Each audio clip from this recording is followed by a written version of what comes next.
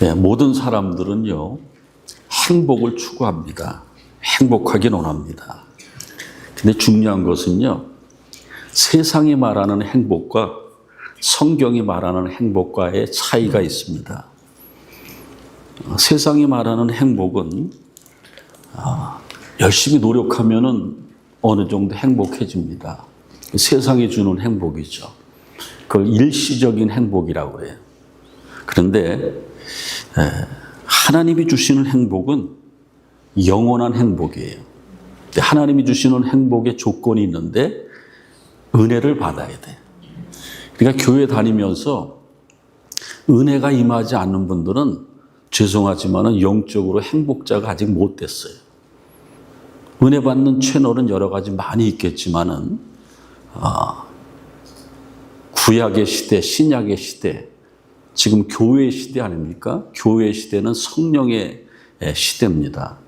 이 지상의 교회가 시작이 됐을 때에 120명이 한 곳에 모여서 기도하다가 성령을 체험하고 성령을 받고 시작한 게 교회입니다.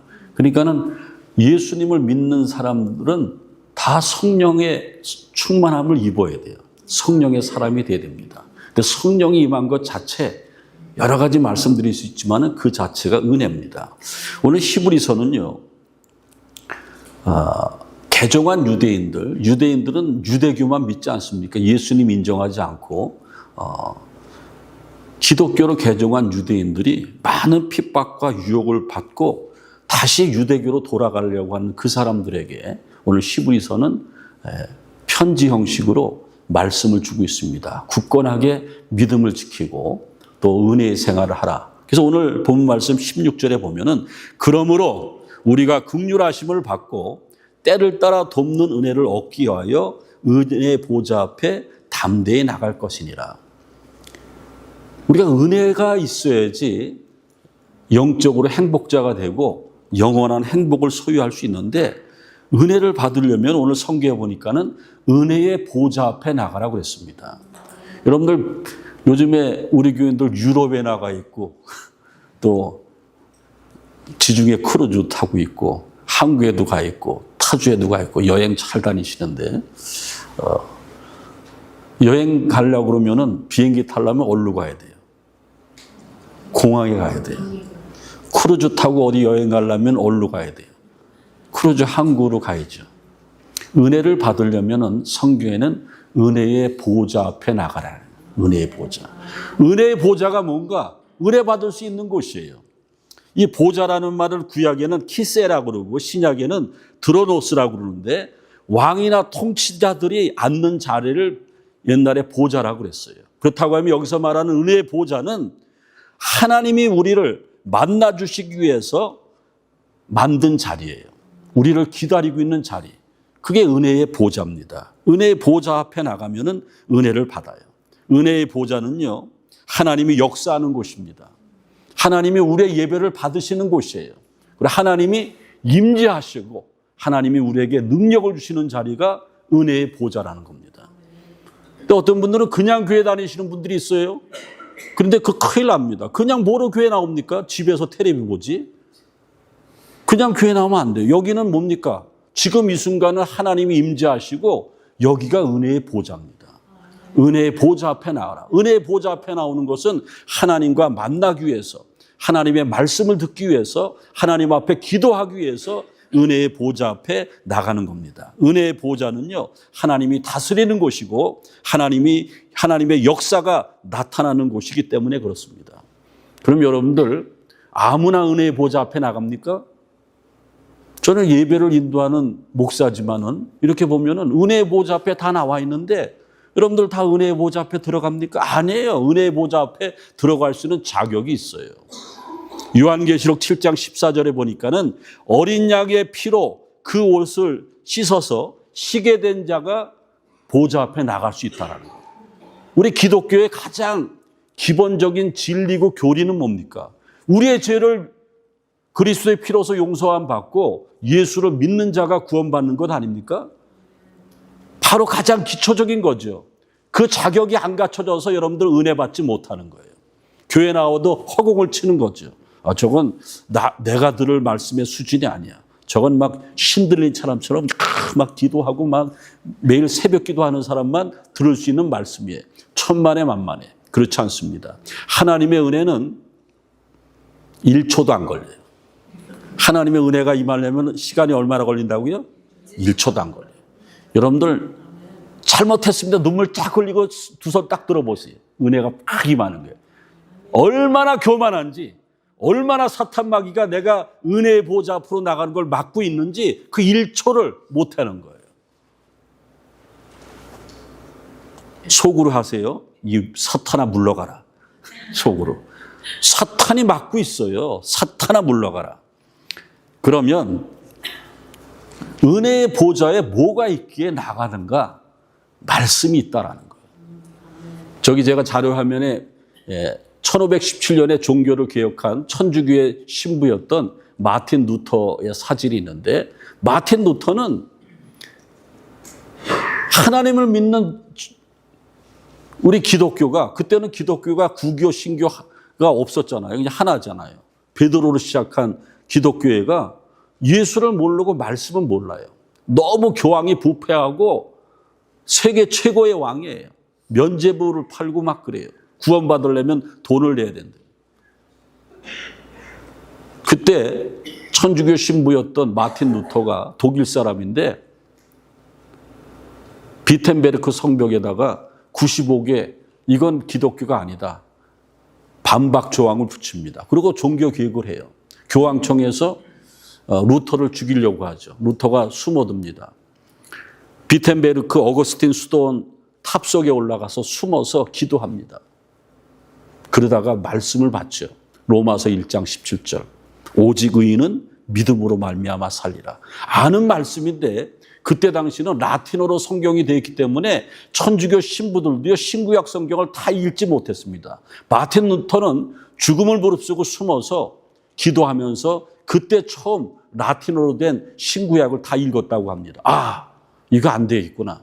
신약이라도 독일어로 번역해야지. 그래서 독일어로 번역해서 독일 사람들이 성경을 읽기 시작했어요. 자기네 나라 말로. 그때 종교개혁에 불이 붙은 겁니다. 그래서 마틴 루터의 종교개혁의 가장 큰 슬로건은 오직 성경으로, 오직 말씀으로예요. 저기 또 한 가지 사진은 대제사장이 법궤죠. 법궤의 뚜껑이 속죄소로 되어 있는데 두 천사가 이렇게 있는데 그 법궤 사이에 대제사장이 서 있지 않습니까? 저게 보좌예요. 저게 은혜의 보좌예요. 예수님이 오시기 전에는 7월 10일 대속죄일에 한 번만 대제사장이 백성을 대신해서 은혜의 보좌 앞에 나갔습니다. 저기서 죄를 용서받는 자리였어요. 저기서 하나님과 교제할 수 있는 자리였습니다. 그런데 지금은요, 은혜의 보좌 앞에 날마다 나갈 수 있는 거예요. 하나님의 사람이라면. 근데 우리가 왜 굳이 은혜의 보좌 앞에 나옵니까? 어떤 분들은, 목사님, 나 오늘 집에서 TV로 예배 볼랍니다. 그래요. TV로 예배 볼 수도 있죠. 근데 몸이 아파서 뭐 어디 다쳐서 그러면 이해가 되겠는데 멀쩡한데 TV로 예배 보겠대. 은혜의 보좌 앞에 굳이 나오는 것은 말씀이 있습니다. 하나님의 말씀은 다 똑같은 게 아니죠. 저는 여러분들을 굉장히 사랑해요. 여러분들은 저한테 막 시비 걸지만은 전 시비 안 걸어요. 사랑합니다. 여러분들의 영혼까지 사랑해요. 여러분들을 위해서 새벽마다 기도해요. 제가 준비해서 전하는 말씀은 이건 다른 데서 듣는 말씀하고 달라요. 저는 여러분의 담임 목사고 우리 교회 신앙의 수준을 알고 제가 기도하다가 주신 말씀이기 때문에 이 말씀은 차가워요, 뜨끈뜨끈해요. 뜨끈뜨끈한 말씀이에요. 은혜의 보좌 앞에 나와서 하나님의 말씀을 받는 겁니다. 말씀에는요, 능력이 있어요. 창조의 능력이 있고 치유의 능력이 있습니다. 말씀으로 병을 고치는 거예요. 말씀이 임하면은요, 말씀은 곧 하나님이고 예수 그리스도인데 말씀이 임하면은 변화돼요. 삭개오가 예수님을 만났을 때에 완전히 변화되지 않습니까? 그게 말씀의 능력이라는 거예요. 오늘 히브리서 4장 12절에 보면은 하나님의 말씀은 살아있다고 그랬습니다. 활력이 있어서 좌우의 날선 어떤 검보다 예리해서 혼과 영과 관절과 골수를 찔러 쪼개기까지 하며 마음의 생각과 뜻을 완전히 바꿔놓는다는 거예요. 우리의 잘못된 생각도 바꿔놓는 게 말씀의 능력이에요. 그리고 말씀은 예리한 칼이라서 영적으로 병든 우리의 영혼을 수술해낸다는 거예요. 그래서 말씀을 받아야 되고 말씀을 붙잡아야 돼요. 우리 기독교는 말씀의 종교입니다. 여러분들 말씀을 많이 읽고 연구해야 돼요.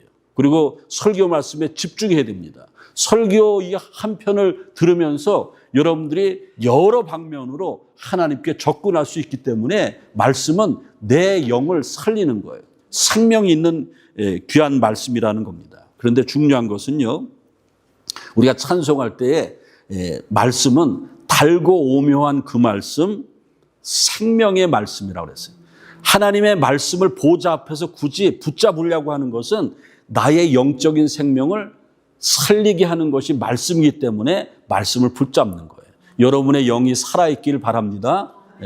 그러면은 아무나 은혜의 보좌 앞에 나가고 아무나 내 영을 살리는 하나님의 말씀을 붙잡고 받을 수 있는가? 성령의 도움이 있어야 돼요. 성령의 도움이 없이는 깨달는 은혜가 없어요. 사도행전 2장에 보면은 평생 어부였던 무식한 베드로가 성령 받고 예루살렘 사람들이 수천 명이 모인 가운데 하나님의 말씀을 전하는 거예요. 뭐 얼마나 설교를 잘했겠습니까? 그런데 거기에 성령이 임했어요. 거기 있던 많은 분들이 성령이 임하니까는 베드로의 말씀을 받고 어찌할꼬 가슴을 찢으면서 울면서 회개했습니다. 그날에 성령 받고 회개한 사람이 3,000명이나 더하더라. 그리고 여러분들 왜 은혜의 보좌 앞에 하나님이 역사하는 곳에 나와야 되냐면은 이 은혜의 보좌 앞에는 예수님이 계시기 때문에 그렇습니다. 저기 책 하나를 소개하는데 교회, 나의 고민, 나의 사랑. 저기 필립 안시라는 분은 지금 아직도 살아계시죠. 살아계신데 미국 분인데 지금 현존하시는 최고의 기독교 작가예요. 근데 저분이 어린 시절 청년 때까지 다닌 교회를 떠납니다. 교회는 위선이야. 여기 있을 필요가 없어. 설교를 들어도 이건 뭐 하라 하지 마라 꼭 율법을 듣는 것 같고, 그리고 교인들이 서로 사랑하지 않고 서로 정죄하고 비난하고 숨통이 막히는 거예요. 내가 여기 있다가 내가 죽겠다. 교회를 떠났어요. 청년 때에. 저 필립 안시가. 멋있게 생겼잖아요. 환히 웃고요. 저분이.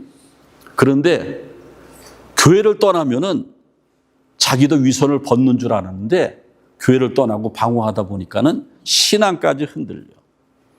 그래서 하나님께서 그의 마음을 바꿔놓는 거예요. 다시 가봐라. 그래서 저 책에 보면은 필립 안시는 교회에 다시 돌아오는데 예수님을 찾기 위해서 돌아오는 거예요. 그전에는 교회 오면은 자기도 그랬고 교회 회중이 다 그랬다는 거예요. 그 책에 나오는데 뭐라 그러냐면은 목사 나 오늘 그냥 왔다 그냥 가지 않게 은혜 받게 해라. 목사는 배우고 자기는 관중이야. 관객이야. 그렇게 필립 안시가 생각했대. 지금 웃는 분들은 다 똑같은 분들이에요. 웃었다가 또 입을 탁 다무네. 그래서 다시 와서 그랬던 필립 안시가 예배를 드리는데 예배 시간에 하나님의 계심을 느꼈어요. 그래서 내가 목사 너 나한테 은혜 끼쳐봐라. 그게 아니고 예배 끝나자마자 은혜는 뭐 그렇게 가니까 은혜의 보좌 앞에 나온 거야. 그냥 봤는데 그때 어떻게 달라졌냐면은 하나님 오늘 어땠어요? 제 예배 기쁘게 받으셨어요?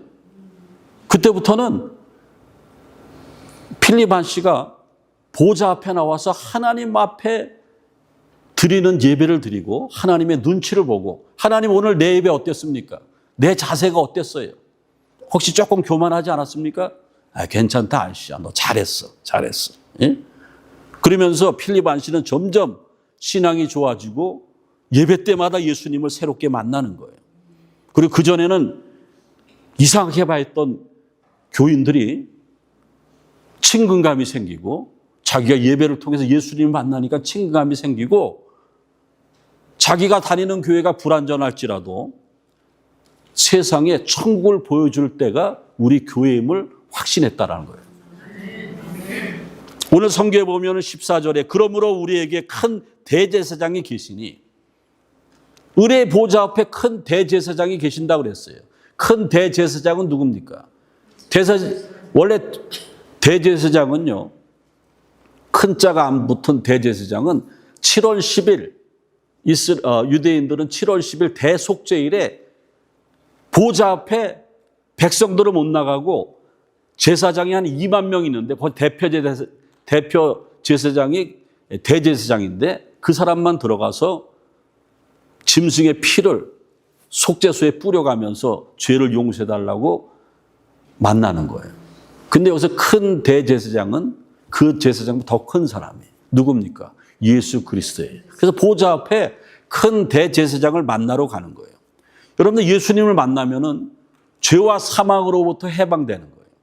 기쁨이 충만한 거예요. 그전에는 지금 여러분들 이 모습 그대로를 가지고 있었을 거예요.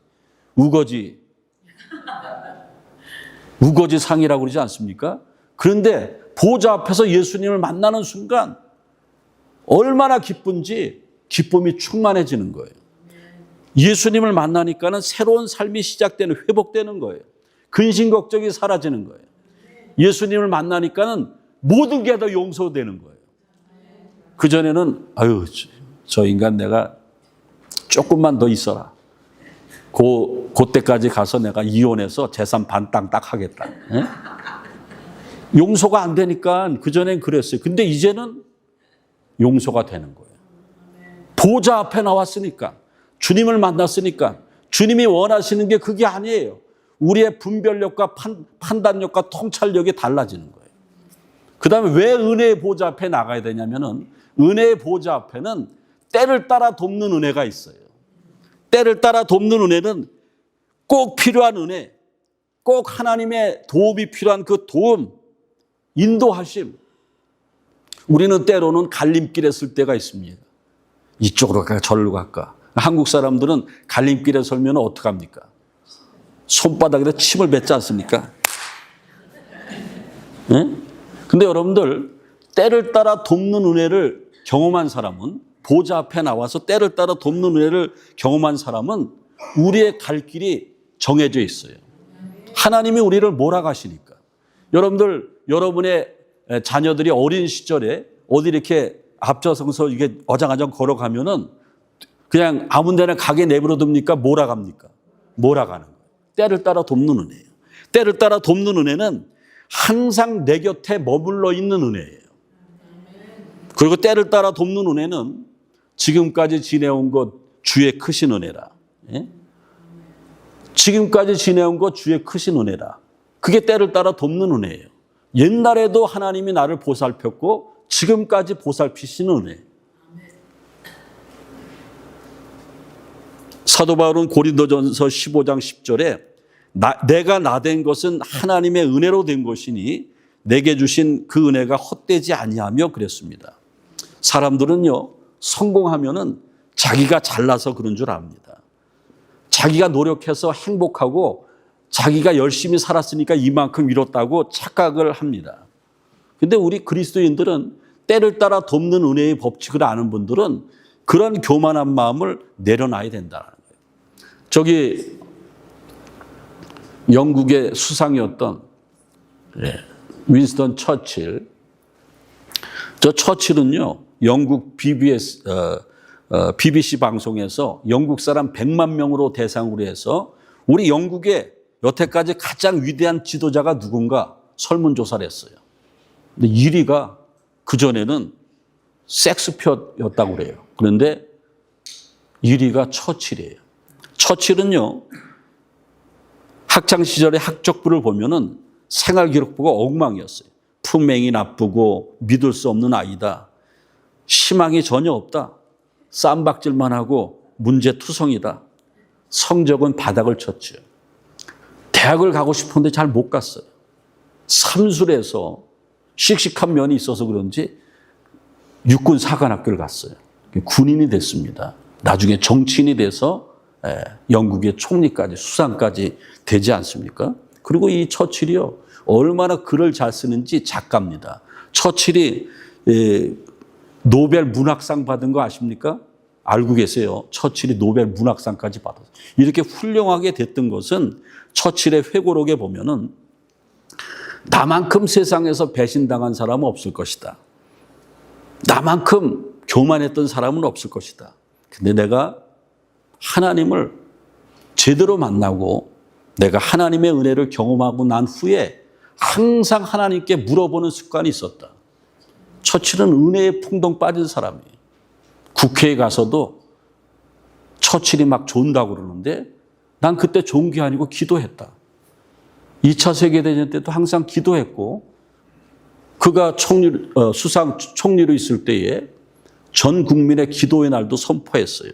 그래서 그는 희망이 없던 사람이 은혜가 그에게 머물러 있기 때문에 위대한 지도자가 됐다라는 겁니다. 모든 것이 은혜, 은혜. 한없는 은혜. 누가 한씨 성을 가지면은 애를 낳으면은 한 없는 은혜, 이름이 없는 은혜 이렇게 줬으면 좋겠어요. 한 없는 은혜.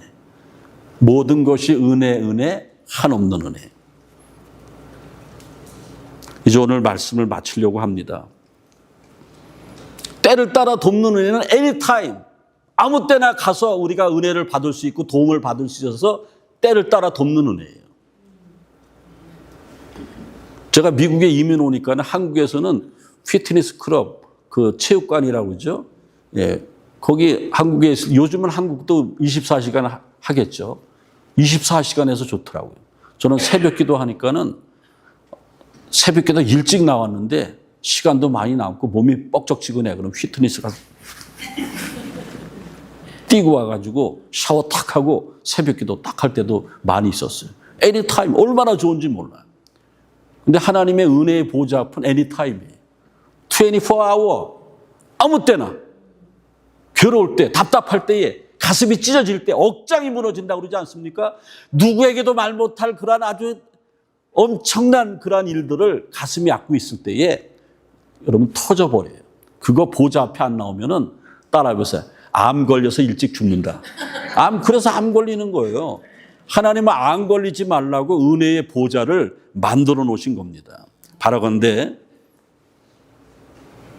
주의 이름으로 모이고 예배 때마다 모이고 기도할 때 모이는 은혜의 보좌 앞에 그냥 왔다 그냥 가지 마시기 바랍니다. 손님처럼 그냥 왔다 그냥 가지 마세요. 우리 하나님은 여러분들을 기다렸어요. 은혜의 보좌 앞에는 생명력 있는 말씀이 있어요.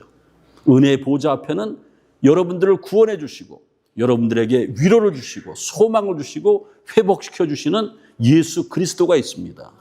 은혜의 보좌 앞에는 anytime 아무 때나 우리의 모든 문제를 해결해 줄 수 있는 그러한 은혜가 때를 따라 돕는 은혜가 있습니다. 그 은혜의 보좌 앞으로 담대히 나갈지어다. 담대히는 당당하고 떳떳하게 눈치 보지 마세요. 여러분들 하나님 앞에 기도 안 했던 분들은 이런 기도 해도 되나? 왜냐면 믿음이 없기 때문에. 근데 여러분들 조금 교회 다니면 당당하고 떳떳하게 아주 뻔뻔하게. 주님 어제도 제가 죄송하게 얘기했는데 오늘 또 이런 기도합니다. 괜찮습니다. 주님은 괜찮아. 나만 찾으면 돼. 당당하고 떳떳하게 나갈지니라. 계속해서 한 번만 나가는 것이 아니고 계속해서 은혜의 보좌 앞에 나가라. 그러면 여러분들에게 회복의 축제가 임하고 세상에서 가장 복된 사람으로 살아갈 줄로 믿습니다. 하나님 감사합니다.